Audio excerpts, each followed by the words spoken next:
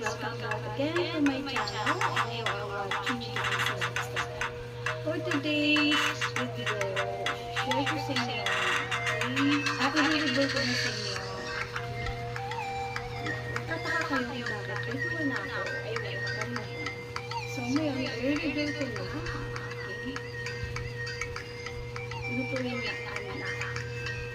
Okay? So get lang.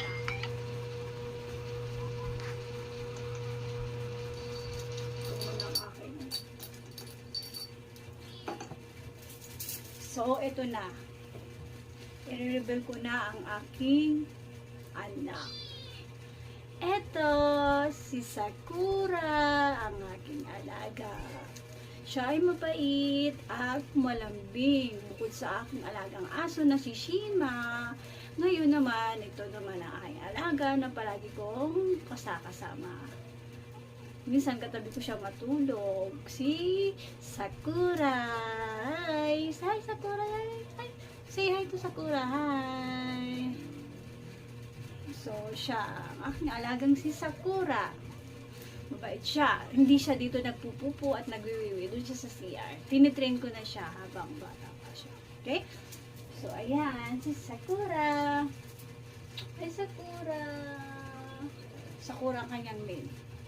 So, mahilig siyang kumain ng tinapay at biscuit. Ay, mahilig siya sa biscuit. So, pinapakain ko siya sa morning around 9 at sa gabi naman, twice a day ko lang siya pinapakain. Ay, sa gabi, mga 6. Kumain? Ewan po. 6 o'clock. Yan. Yan ang oras ng kain niya. Bibiling ko siya ng cat food. Ganito, napakain ko rin siya ng fish. Sa konting rice. Huwag baka ma-diabetes pag rice niya. Baka tumaas ang sugar kagaya. So, ayan na nga. Si Sakura ang aking alaga. Okay? So, yun lang. May share ko sa inyo ngayon.